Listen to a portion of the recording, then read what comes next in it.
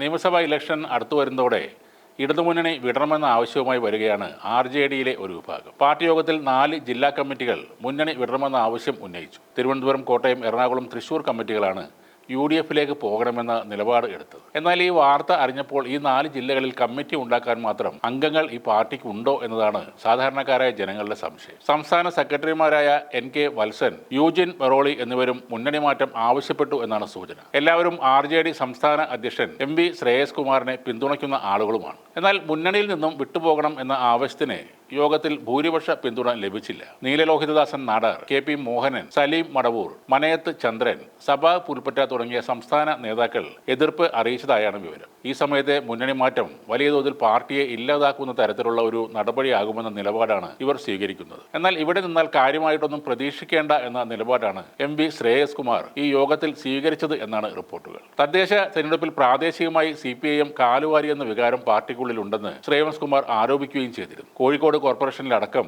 RJDക്ക് councillor ഇല്ലാത്ത സാഹചര്യം ഇത് ആദ്യമായിട്ടാണെന്നും LDF തങ്ങൾക്ക് അർഹമായ പരിഗണന നൽകിയില്ലെന്നും അദ്ദേഹം പറഞ്ഞിരുന്നു. എന്നാൽ മുന്നണി വിടില്ലെന്ന് തന്നെയാണ് നിലപാടെന്നും അദ്ദേഹം വ്യക്തമാക്കിയിരുന്നു. LDFിൽ RJDക്ക് അർഹമായ പരിഗണന ലഭിക്കുന്നില്ലെന്ന് നേരത്തെയും ശ്രേയസ് കുമാർ പരാതി നൽകിയിരുന്നു. ഇതിനിടെയാണ് പാർട്ടിക്കുള്ളിൽ ഇടതുമുന്നണി വിടണമെന്ന ഒരു ആവശ്യം ശക്തമായി മാറുന്നത്. എന്നാൽ വരാൻ പോകുന്ന തെരഞ്ഞെടുപ്പിൽ ഇടതുമുന്നണി പരാജയപ്പെടുമെന്ന ഭീതിയും മറുകണ്ഠം ചാടിയാൽ സ്ഥാനമാനങ്ങൾ ഒപ്പിക്കാം എന്ന ആർത്തിയുമാണ് ഇതിന് പിന്നിലെന്നാണ് സമൂഹ മാധ്യമങ്ങളിൽ ഉയരുന്ന അഭിപ്രായങ്ങൾ. ഏതാണ്ട് 10 വർഷമായി ഭരണത്തിലിരിക്കുന്ന ഒരു മുന്നണിയുടെ നേതാവ് എന്ന നിലയ്ക്ക് ഈ സർക്കാർ പ്രതിസന്ധിയിലായ എപ്പോഴെങ്കിലും ശ്രേയസ് കുമാർ എന്തെങ്കിലും പറയുന്നതായി നിങ്ങൾ ആരെങ്കിലും കേട്ടിട്ടുണ്ടോ എന്നതാണ് ഒരു പ്രധാന ചോദ്യം. തെരഞ്ഞെടുപ്പ് പ്രഖ്യാപിച്ചാൽ മാത്രം രംഗത്ത് വരുന്ന RJD ഇടതുമുന്നണിയിൽ ഇല്ലെങ്കിലും പ്രത്യേകിച്ചൊന്നും സംഭവിക്കില്ല എന്നാണ് എല്ലാവരും പറയുന്നത്. ഇവർ മുന്നണി വിട്ടു പോകുന്നതിന് മുന്നേ ഇവരെ പുറത്താക്കുകയാണ് LDF ചെയ്യേണ്ടത് എന്നാണ് അവരൊക്കെ ആവശ്യപ്പെടുന്നത്. CPMകാരും CPIക്കാരും കഷ്ടപ്പെട്ട് പണിയെടുത്ത് ഇലക്ഷനിൽ ഇവരെ വിജയിപ്പിച്ചതുകൊണ്ട് മുന്നണിക്ക് എന്താണ് പ്രയോജനം എന്നൊരു ചോദ്യം കൂടെ ഉയരുന്നുണ്ട്.